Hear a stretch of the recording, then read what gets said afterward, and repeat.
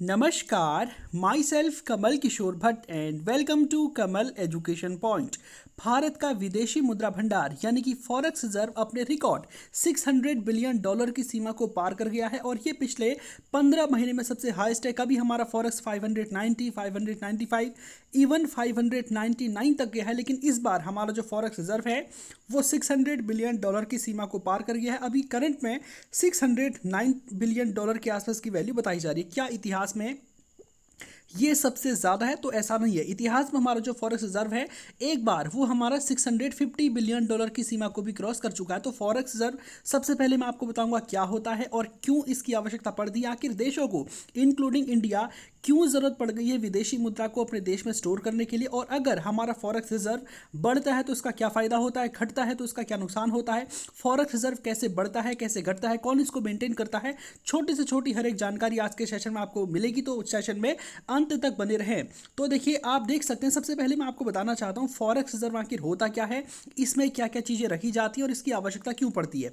तो सबसे पहले हम जान लेते हैं फॉरेक्स रिजर्व। फॉरेक्स का मतलब आप समझ रहे होंगे विदेशी मुद्रा भंडार, फॉरेन एक्सचेंज रिजर्व। ठीक है, देखो फॉरेन एक्सचेंज में फॉरेन का FOR ले लीजिए, एक्सचेंज का EX ले लीजिए, इसलिए फॉरेन एक्सचेंज को शॉर्ट में फॉरेक्स कह दिया जाता है। ठीक है, तो फॉरेन एक्सचेंज कहें या फिर फॉरेक्स कहें, इसका एक ही मतलब है। बेसिकली फॉरेक्स रिजर्व में हमारा सबसे पहले तो हमारे इसमें विदेशी मुद्रा होती है। विदेशी मुद्रा में आमतौर पर हम 4 या 5 मुद्राओं को रखते हैं। पहला आप जानते हैं US का हमारे पास डॉलर होता है। दूसरा हम जानते हैं कि हमारे पास यूरो होता है। ठीक है, यूरोपियन यूनियन का यूरो होता है। जापान का हम येन अपने पास रखते हैं, पाउंड रखते हैं और इसके अलावा रेमिंड भी रखते हैं। ठीक है, जो चाइना की करेंसी है। तो कुछ बहुत मात्रा में हम चाइना की करेंसी को भी रखते हैं, लेकिन बेसिकली हमारा जो फॉरेक्स रिजर्व है इसमें जो हम करेंसी एसेट्स को रखते हैं उसका लगभग 2/3 हम आमतौर पर डॉलर को रखते हैं और बाकी 1/3 में हमारा येन है, पाउंड है, ठीक है, यूरो है, ये सारी मुद्राएं आती हैं। और चाइना की मुद्रा को हम नामात्र के बराबर अपने पास रखते हैं ताकि हम थोड़ा बहुत पेमेंट जो है रशिया इत्यादि को कर सकें। इसलिए हम जो है चाइना की करेंसी को हल्का फुल्का अपनी वहां पर रखते हैं। तो एक तो हमारा क्या हो गया फॉरेक्स में, एक तो हमारा हो गया करेंसी एसेट। ठीक है, दूसरा क्या होता है, दूसरा सबसे इंपॉर्टेंट चीज है, ये है गोल्ड। ठीक है, सोना जो है एक तरह से ये यूनिवर्सल करेंसी हर देश में ही चलता है। तो अगर हमें किसी चीज़ का पेमेंट करना है तो डेफिनेटली हम गोल्ड में भी उसका पेमेंट कर सकते हैं। इसलिए भारत गोल्ड को भी अपने फॉरेक्स रिजर्व में बहुत बड़ी मात्रा में रखता है। तीसरा जो हमारे यहाँ पर आमतौर पर होता है वो होता है SDR। अब आप सोच रहे होंगे करेंसी और गोल्ड तो ठीक है, SDR क्या क्या मतलब हुआ? देखिए, SDR का मतलब होता है स्पेशल ड्राइंग राइट्स। ठीक है, स्पेशल ड्राइंग राइट्स ये होते हैं आपके IMF के। IMF का अब मैंने बहुत बार इसका जिक्र किया है। IMF का फुल फॉर्म होता है इंटरनेशनल मॉनेटरी फंड, और इंटरनेशनल मॉनेटरी फंड उन देशों को कर्ज देता है जो हमारा इंटरनेशनल मार्केट, अगर यहाँ पर ऑयल की कीमतें बहुत ज़्यादा बढ़ जाती हैं जिससे उन देशों में अगर वित्तीय संतुलन या वित्तीय भुगतान जो है वो चरमरा गया हो या फिर वो देश दिवालिया हो गया हो, उसके पास अपना देश चलाने के लिए पैसे ही ना हो, तो इन सब चीज़ों की स्थितियाँ जब हमारे यहाँ पर बनती हैं तो IMF जो है एक संस्था है जो उसको लोन देती है। अब आप प्रश्न आपके दिमाग में आ रहा होगा IMF आखिर है क्या? IMF के पास पैसे आते कहाँ से? जो जो वो गरीब देशों को जो दिवालिया होने की कगार पर पहुंच चुके हैं उनको लोन कैसे देती है? तो जो IMF में शेयर होता है ना, ये विकसित देशों का होता है, सारे देशों का आमतौर पर यहाँ पर शेयर होता है, तो जिसमें भारत का भी शेयर है। तो दुनिया के जो भी देश IMF में अपना पैसा डालते हैं तो उन्हें स्पेशल ड्राइंग राइट मिलता है उतने पैसों का। तो इसको भी एज अ फॉरेक्स हम लोग जो है अपने इसमें रखते हैं। ठीक है, तो हमारे फॉरेक्स रिजर्व में आमतौर पर 3 चीज़ें होती हैं, करेंसी होती है विदेशी मुद्रा, गोल्ड होता है और SDR होता है। इसके अलावा आप जानते हैं कि जो फॉरेन बॉन्ड्स और डिबेंचर्स होते हैं उनको भी हम एज अ करेंसी अपने फॉरेक्स रिजर्व में रखते हैं। अब आप सोचे होंगे फॉरेक्स रिजर्व की आवश्यकता क्यों, हमें क्या ज़रूरत पड़ गई है विदेशी मुद्राओं को अपने रिजर्व में रखने की। सबसे पहले आपको बताना चाहता हूं कि जो फॉरेक्स रिजर्व है इसको मेंटेन करने का काम RBI करता है, रिजर्व बैंक ऑफ इंडिया अपने यहाँ पर फॉरेक्स को मेंटेन करने का काम करता है। अब देखो, अगर फॉर एग्जाम्पल मैं भारत में हूँ तो सारी चीज़ें तो भारत में नहीं होती हैं। भारत में जिन जिन चीज़ों का यूज़ किया जाता है उनमें से कुछ चीज़ें हमारे देश में होती हैं और बाकी की चीज़ों को हम दुनिया के और देशों से खरीदते हैं। सेम ऐसा हमारे यहाँ पर भी होता है। हमारे यहाँ पर कुछ चीज़ें सरप्लस में होती है, यानी कि हमारी आवश्यकता से अधिक होती है, जिनकी आवश्यकता दुनिया के दूसरे देशों को होती है, तो हम उस जो हमारा सरप्लस चीज़ है उसको हम बेच देते हैं और ऐसे ही हमारी पूरी दुनिया चलती है। प्रश्न उठता है कि पेमेंट कैसे किया जाए। अगर भारत कोई सामान किसी दुनिया के दूसरे देश से खरीद रहा है तो उसको हम पेमेंट कैसे करेंगे?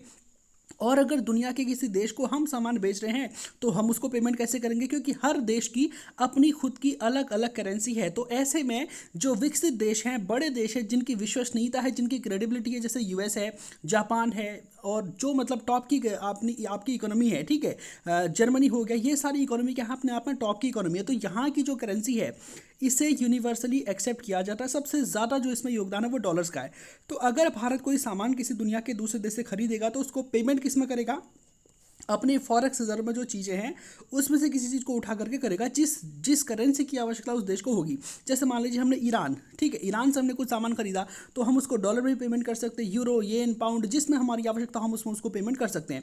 और दुनिया के सभी देश फॉरेक्स रिजर्व को अपने अपने अनुसार जो है संतुलित करते हैं कि हम किस देश से कितना सामान खरीदते हैं और कौन सा देश किस प्रकार की करेंसी को एक्सेप्ट करता है। तो इस आधार पर दुनिया के सभी देश अपने यहाँ पर फॉरेक्स रिजर्व को अपने यहाँ पर रखते हैं। जो फॉरेक्स रिजर्व की सबसे ज़्यादा वैल्यू है वो है चाइना के पास। चाइना का जो फॉरेक्स रिजर्व है वो है 3 ट्रिलियन के आसपास, ठीक है।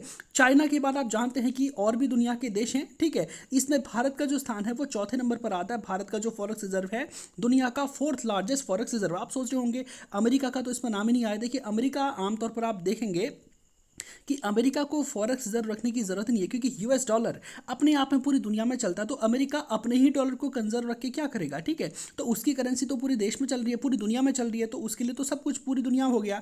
तो अमेरिका और जो अन्य जर्मनी है ये लोग क्या करते हैं, अपने यहाँ पर फॉरेक्स में अपने यहाँ पर क्या रखते हैं, गोल्ड बहुत बड़ी तादाद में रखते हैं, जबकि भारत और अन्य देश जो है गोल्ड को कम रखते हैं। हालांकि गोल्ड क्या है, यूनिवर्सल करेंसी है और इसकी वैल्यू लगातार बढ़ती जाती है। तो यूएस है, जो बड़े बड़े देश है जिनकी करेंसी को अन्य देश फॉरेक्स में रख रहे हैं, उस वो जो देश है वो गोल्ड को अपने यहाँ पर रखते हैं। तो ये मैं आपको बता चुका हूँ कि फॉरेक्स क्या होता है, क्या इसका यूज़ होता है और भारत जो फॉरेक्स रिजर्व है उसमें क्या क्या रखता है। हालांकि अन्य दुनिया के बहुत सारे देश ऐसे भी हैं जो अपने फॉरेक्स में इंडियन रूपी को भी रखते हैं। जैसे कौन हमारा पाकिस्तान का, नहीं, वो बगल में हमारा नेपाल है, इसके अलावा भूटान है, श्रीलंका है, और भी बहुत सारे देश हैं। और सबसे मेन जो है ईरान है, ठीक है। ईरान जब हमको ऑयल परचेज करता था तो उसके बदले जो पेमेंट हम करते थे वो उसको रुपी में करते थे, ठीक है। और उस रुपी से वो भारत से बासमती चावल है और जो इंडस्ट्रियल चीज़ें होती हैं, उपकरण होते हैं, उनको खरीदा था, इलेक्ट्रॉनिक आइटम्स को खरीदा था। और अभी तक जब उस पर सैंक्शन लगे तब से हमने इससे ऑयल परचेज करना छोड़ दिया, जबकि अब तक भी जो है इसके पास हमारा रुपी सरप्लस में और अब तक ये हमसे सामान खरीद रहा है। तो दुनिया के बहुत सारे देश हैं जो भारत के रुपये को भी अपने फॉरेक्स में रखते हैं। डिपेंड करता है कि कौन सा देश किस देश से कितना ट्रेड कर रहा है, वो देश कौन सी करेंसी को एक्सेप्ट कर रहा है, उसके आधार पर दुनिया के सभी देश जो है अपने यहाँ पर फॉरेक्स रिजर्व को मेंटेन करते हैं। अब आपके दिमाग में एक प्रश्न आ रहा होगा कि आखिर ये फॉरेक्स बढ़ता कैसे है और घटता कैसे। सबसे पहले मैं आपको बताना चाहता हूँ फॉरेक्स कैसे बढ़ता है। सबसे पहला जो सबसे अहम कारक होता है फॉरेक्स के बढ़ने का, वो होता है उस कंट्री के एक्सपोर्ट कितने हैं, ठीक है। एक्सपोर्ट्स अगर ज़्यादा होंगे तो सीधी सी बात है, मैं किसी को सामान बेचूंगा तो सामने वाला मुझे पेमेंट करेगा, ठीक है। तो पेमेंट किस में करेगा, फॉरेक्स में करेगा, फॉरेन करेंसी में करेगा, डॉलर में करेगा, येन, पाउंड, गोल्ड में, या फिर एसडीआर में पेमेंट करेगा। तो सीधी सी बात है, अगर किसी कंट्री के एक्सपोर्ट बढ़ेंगे तो उसका फॉरेक्स भी बढ़ेगा, अगर एक्सपोर्ट घटेंगे तो फॉरेक्स भी घटेगा। तो सबसे पहले मैंने आपको बता दिया पहला कारण फॉरेक्स के बढ़ने घटने का कारण क्या है कि उस कंट्री के कितने एक्सपोर्ट्स हैं, कितने इंपोर्ट। अगर मान लीजिए कोई कंट्री इंपोर्ट बहुत ज़्यादा करता है, एक्सपोर्ट बहुत कम करता है, तो सीधी सी बात है उसके फॉरेक्स में जो पैसा होगा वो उसे खरीदने में देना पड़ेगा। तो ऑब्वियस सी बात है कि उसके क्या हो जाएंगे, घट जाएंगे फॉरेक्स रिजर्व में पैसे। तो दूसरा जो इसका सबसे बड़ा कारण होता है वो होता है इन्वेस्टमेंट, ठीक है। इन्वेस्टमेंट का क्या मतलब है, निवेश। देखिए निवेश का मतलब ये होता है सिंपली, फॉर एग्जाम्पल कोई बिजनेसमैन एक्स है, ठीक है, मान लीजिए ये अमेरिका में बैठा है। अब अमेरिका में इसका बिजनेस बहुत अच्छा चल नहीं रहा या फिर बहुत अच्छा चल रहा है, ये अपने बिजनेस को दुनिया के और देशों में भी ले जाना चाहता है। तो मान लीजिए ये व्यक्ति एक्स भारत में आकर के निवेश करना चाहता है, अपने यहाँ पर कंपनी खोलना चाहता है। तो सीधी सी बात है, ये एक्स बंदा, इसके पास पैसे किस में है, डॉलर में है। तो ये डॉलर लेकर के भारत में आएगा और भारत में तो रुपी चलता है। भारत की जो अंदर की मार्केट है, इंटरनेशनल मार्केट में फॉरेक्स चलता है, डॉलर चलता है, लेकिन भारत की जो अंदर की बाजार है यहाँ पर तो रुपी चलता है। तो सीधी सी बात है कि इसे अगर भारत में कंपनी खोलनी है तो जो इसके पास पैसे हैं, डॉलर्स में है, चाहे गोल्ड में है, चाहे किसी भी चीज़ में रूप में है, वो इन पैसों को आरबीआई को देगा, इससे रुपये हासिल करेगा। तो सीधी सी बात है, भारत में डॉलर आ गया। तो इन्वेस्टमेंट जितना ज़्यादा होता है उससे क्या होता है, हमारा फॉरेक्स बढ़ता रहता है। अब देखो इन्वेस्टमेंट हो सकता है किसी कंपनी में हो, या हो सकता है कि कोई व्यक्ति अपनी कंपनी खोले, या फिर ये भी हो सकता है कि कोई व्यक्ति जो है हमारे शेयर मार्केट में अपना निवेश करे। तो शेयर मार्केट आपको पता है भारत का अच्छा खासा चल रहा है, ठीक है। और भारत जो है सबसे फास्टेस्ट ग्रोइंग इकोनॉमी है, तो दुनिया के बहुत सारे देश हमारे देश में निवेश करते हैं। तो अगर हमारे एक्सपोर्ट्स बढ़े तो हमारा क्या होगा, फॉरेक्स बढ़ेगा। अगर हमारे यहाँ पर जो निवेश बढ़ता है, इन्वेस्टमेंट बढ़ता है, तो इससे भी हमारा फॉरेक्स बढ़ता है। तीसरा आप जानते हैं कि टूरिज्म, फॉर एग्जांपल हमारे देश में बहुत सारी ऐसी जगह है जो घूमने के लिए बहुत अच्छी हो। तो जो घूमने के लिए अच्छी जगह है हमारे यहाँ पर होती है, यहाँ पर आमतौर पर क्या होता है, टूरिस्ट आते हैं। अब ऑब्वियस सी बात है, कोई टूरिस्ट आएगा तो वहाँ तो इंडियन रुपी उसके पास है नहीं, वहाँ से वो अपनी करेंसी में आएगा, फिर डॉलर्स में आएगा, और जब वो भारत में पहुँचेगा तो उस डॉलर को रुपये में कन्वर्ट करेगा, क्योंकि हमारे देश के अंदर तो रुपये ही चलेगा। तो इस तरह से हमारे देश में क्या आ जाएंगे, डॉलर्स आ जाएंगे। तीसरा इसका सबसे बड़ा जो कारण होता है वो होता है रेमिटेंस। ठीक है, अब आप सोच रहे हो कि रेमिटेंस का क्या मतलब। रेमिटेंस का मतलब है अगर कोई इंडियन वर्कर, कोई भारत का नागरिक दुनिया के किसी देश में नौकरी कर रहा है, तो नौकरी कहाँ पर कर रहा है, दुनिया के किसी दूसरे देश में, वहाँ पर उसने पैसे कमाए उस देश की करेंसी में, फिर उसके बाद वो किस में कन्वर्ट होंगे, डॉलर्स में कन्वर्ट होंगे, उसके बाद वो रुपये में कन्वर्ट होंगे। यानी कि उसने दुनिया के दूसरे देश में जॉब करके पैसे कमाए और वो पैसे उसने अपने घर, अपने माता पिता के अकाउंट में भेजे, या फिर उसको अपने घर में आकर के यूज़ किया। तो इस तरह से भी हमारे यहाँ पर डॉलर्स बढ़ते हैं। और चौथा सबसे बड़ा कारण है विदेशी बॉन्ड, ठीक है, या फिर डिबेंचर्स। देखिए विदेशी बॉन्ड का मतलब भी आज आपको मैं समझा देता हूँ।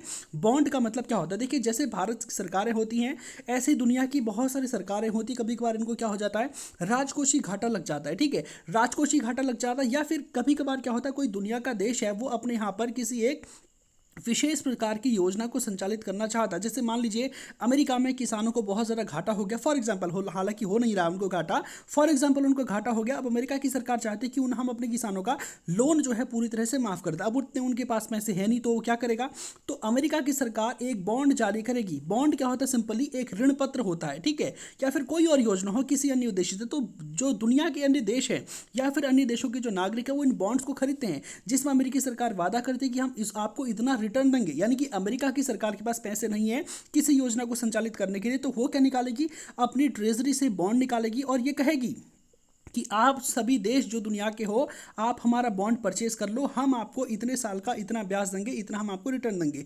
तो दुनिया के बहुत सारे देश ऐसे भी हैं जो विकसित देशों के ट्रेजरी बॉन्ड्स को परचेज करते हैं। तो यहाँ से भी हमारे यहाँ पर क्या होते हैं, डॉलर्स आते हैं। तो मैं आपको बता चुका हूँ डॉलर्स के आने के या फिर जो विदेशी मुद्रा भंडार है उसके बढ़ने या घटने के तरीके मैं आपको बता चुका हूँ। अगर आपका एक्सपोर्ट बढ़ेगा तो विदेशी मुद्रा भंडार बढ़ेगा, घटेगा तो वो भी घट जाएगा। ठीक है, ऐसे इंपोर्ट के केस में भी हो गया। निवेश आपके यहाँ पर कितना आ रहा है, ये सब इस पर डिपेंड करता है। अब आप सोच रहे होंगे कि भारत का जो विदेशी मुद्रा भंडार है, अभी जो मैं आपको बता रहा हूँ कि रिकॉर्ड $600 बिलियन के आसपास पहुंचा है, तो इसमें किन चीज़ों का हमारे यहाँ पर योगदान रहा है। ठीक है, तो सबसे पहला हमारे यहाँ पर योगदान ये रहा है कि हमारे एक्सपोर्ट्स है ना वो बहुत ज़्यादा बढ़े, बहुत ज़्यादा तो खैर नहीं बढ़े हैं, लेकिन सबसे ज़्यादा जो हमारे आईटी सेक्टर है, आईटी सेक्टर के अंदर हमारे यहाँ पर बहुत बड़ी तादाद में सॉफ्टवेयर इत्यादि बनते हैं। तो सॉफ्टवेयर इत्यादि जो होते हैं वो बहुत महंगी चीज़ें होती हैं, तो ये जो है हमारे यहाँ से बहुत ही बड़ी मात्रा में, रिकॉर्ड मात्रा में एक्सपोर्ट हुए, जिससे हमारा जो फॉरेक्स रिजर्व है वो क्या हुआ है, बढ़ा है। तो पहला कारण मैंने आपको बता दिया है कि जो हमारा आईटी सेक्टर है इसके एक्सपोर्ट्स बढ़ने की वजह से हमारा फॉरेक्स रिजर्व बढ़ा है। दूसरा कारण बेसिकली मैं आपको बताना चाहता हूँ कि हमारे रेमिटेंसेस तो बढ़े हैं, हालांकि रेमिटेंसेस का जो रिकॉर्ड है वो लगभग 1-1.5 महीने पहले ही आ गया था, तो उसको अभी काउंट करना अपने आप में ठीक नहीं रहेगा।